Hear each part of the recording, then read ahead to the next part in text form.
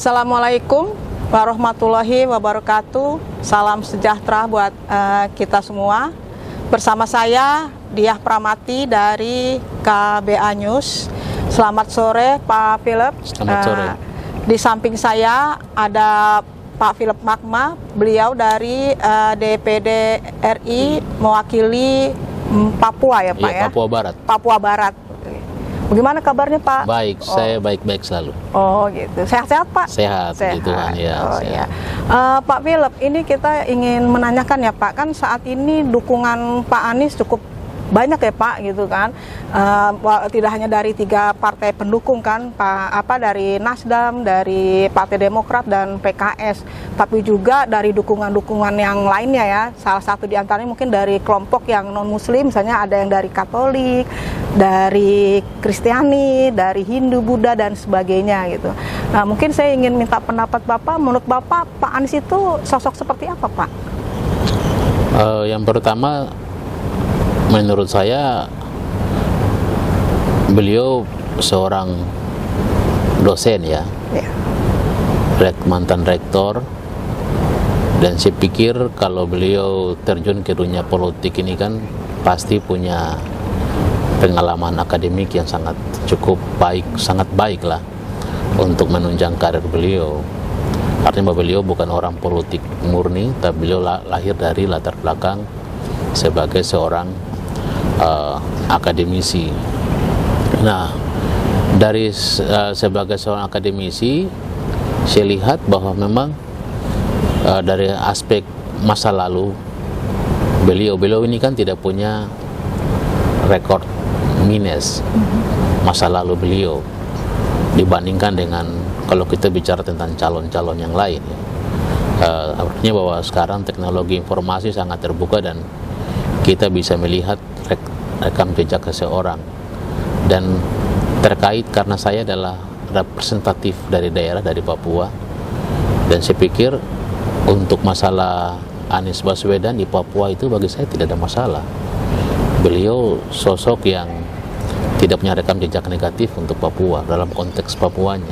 Jadi saya pikir akan memudahkan masyarakat untuk menilai tentang bagaimana menggunakan hak pilih dan mendukung beliau. Artinya Bapak melihat bahwa sosok Pak Anies ini sosok yang bersih ya Pak, clear dari segala persoalan gitu ya Pak? Iya, memang kalau saya kasat mata memandang sebagai seorang politikus, ya kita ini kan, dan juga seorang yang bergerak di bidang hukum juga, saya pikir sepanjang tidak ada putusan pengadilan tentang seseorang itu melakukan perbuatan hukum, maka saya pikir tidak bisa kita memvonis seseorang. Jadi saya berpegang pada itu. Kalau memang ada masalah hukum, saya pikir kita lihat rekam jejak hukumnya seperti apa. Tapi kan tidak ada. Nah, otomatis menurut saya ya, dari aspek politik, dari aspek hukum dan aspek-aspek lain, saya pikir tidak ada masalah untuk beliau sebagai salah satu putra bangsa untuk mencalonkan diri jadi presiden. Bapak melihat walaupun mungkin kontestasi calon presidennya kan baru Pak Anies ya, tapi Bapak melihat kira-kira peluang Pak Anies cukup besar ya Pak untuk maju sebagai presiden RI Pak? Iya, saya ini berpegang begini, saya itu tidak mau kita calon-calon itu hanya seremoni, hanya orang tergiur dengan iklan. Dan kemudian faktanya tidak seperti begitu. Bagi saya kita buktikan kinerja, dan kinerja itu jadi indikator untuk rakyat menentukan pilihan. Apa yang Pak Anies sudah lakukan di DKI Jakarta itu akan sangat baik sebagai indikator untuk membangun Indonesia yang lebih luas. Jadi bagi saya indikator-indikator itu yang pertama adalah indikator tentang bagaimana hidup bersama dalam negara yang berbineka ini. Itu yang paling penting, dan saya pikir di DKI Jakarta ini tidak ada masalah itu, walaupun tensi politik masa lalu itu dikait-kait dengan Anies. Tapi bagi saya sekarang, saya sebagai non muslim tiap minggu ibadah normal, tidak ada sesuatu yang menghalang-halangi kita dalam ibadah. Artinya kebebasan beragama di DKI Jakarta ini sangat baik untuk kita bicara soal beribadah. Jadi bagi saya hanya politik aja yang terlalu mempolitisasi semua. Gitu ya Pak. Kan Pak Anies kan beliau adalah mantan gubernur DKI Jakarta ya, gubernur DKI Jakarta. Di mana kita tahu kan Jakarta itu merupakan miniaturnya Indonesia ya Pak ya. Nah Bapak sebagai dari putra Papua gitu Pak, Papua Barat ya Pak ya. Ini harapan Bapak ke depannya seperti apa Pak? Kalau seandainya Pak Anies diterima konsepnya kan, katakanlah mungkin Papua kan provinsi yang kaya gitu kan sumber daya alamnya, tapi masih ada ya banyak ketidakadilan. Harapan Bapak gimana Pak kalau Pak Anies ini jadi presiden Pak? Yang pertama ya, kalau sekarang di rezim Jokowi ini kan orang Papua hanya menjadi wakil menteri. Kalau saya saran Pak Anies jadikan orang Papua jadi menteri dari Papua. Yang kedua, perbanyak orang Papua jadi duta-duta besar ya di luar negeri, di daerah-daerah yang memiliki hubungan politik dengan Indonesia ini orang Papua harus dilibatkan. Yang ketiga, di BUMN orang Papua itu hanya satu pimpinan BUMN, direktur hanya sepanjang Freeport cuma satu direktur. Nah kita berharap ke depan orang Papua jadi presiden-presiden di perusahaan-perusahaan yang ada di Papua itu. Nah yang ketiga, yang keempat adalah bagaimana agar kasus-kasus pelanggaran HAM masa lalu itu diadvokasi oleh pemerintah, ada dialog yang terbuka sehingga akar-akar persoalan Papua itu clear ya, tidak lagi seperti pemerintahan sebelumnya dan sekarang yang belum bisa menyelesaikan kasus pelanggaran HAM itu dengan baik. Nah dan bagi saya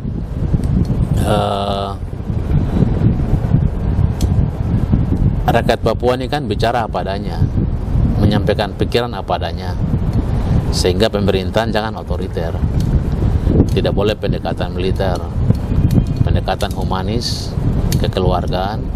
Itu solusi yang baik untuk menjaga hubungan emosional antara pemerintah pusat dan juga rakyat di Papua. Pikir itu. Gitu ya Pak. Iya. Oke, jadi kesimpulannya bahwa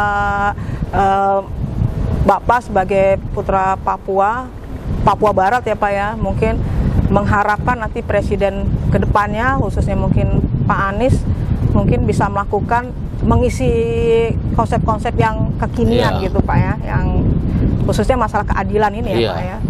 Jadi Papua ini kan provinsi yang sangat kaya raya tapi rakyatnya kan tidak kaya, rakyatnya kan miskin. Jadi provinsi termiskin di seluruh Indonesia. Bahkan kabupaten-kabupaten yang ada sumber daya alamnya justru miskin ekstrim. Nah, jadi inilah yang harusnya dibahas oleh pemerintah, bagaimana Papua keluar dari zona kemiskinan dengan sumber daya alam yang melibat ganda itu. Kenapa tidak mampu mesejahterakan orang Papua? Ini yang harusnya menurut saya. Anies adalah seorang akademisi, pasti beliau punya analisa yang tajam, kajian yang mendalam dalam rangka untuk memberikan jawaban bagi persoalan di Papua. Saya berharap rakyat di Papua sebenarnya tidak berharap yang yang terlalu rumit-rumit. Berikan rasa nyaman untuk orang hidup, kebebasan dalam berdemokrasi, kemudian berikanlah kesejahteraan kepada rakyat Papua, dan akar persoalan yang selama ini di Papua yang mengorbankan warga sipil dengan TNI Polri itu dirumuskan, diselesaikan. Saya pikir clear. Anies Baswedan ke Papua menawarkan konsep ini, saya pikir rakyat akan optimis dan pasti akan mendukung Pak Anies. Baik, terima kasih Pak Philip perbincangan kita. Cuma mungkin Bapak bisa memberikan satu kata mungkin buat Pak Anies, mungkin apa yang ingin Bapak sampaikan untuk Pak Anies? Baik, Pak Anies Baswedan yang saya hormati, saya Philip Mafma, Senator Papua Barat. Saya berharap Bapak tetap berjuang terus untuk menjadi calon presiden, dan jika Tuhan berkehendak menjadi presiden, karena Papua hari ini sangat mengharapkan ada perubahan pada kepemimpinan presiden akan datang. Papua memiliki kontribusi besar bagi bangsa dan negara, dan waktunya negara juga harus hadir di Papua dengan hati, cinta, dan kasih. Mudah-mudahan Pak Anies Baswedan dapat melakukan apa yang menjadi pergumulan daripada masyarakat kami di Papua. Terima kasih. Baik. Terima kasih Pak Philip. Pemirsa, demikian perbincangan saya dengan Pak Philip, anggota DPD dari Papua Barat. Sebelumnya saya ucapkan terima kasih. Assalamualaikum warahmatullahi wabarakatuh.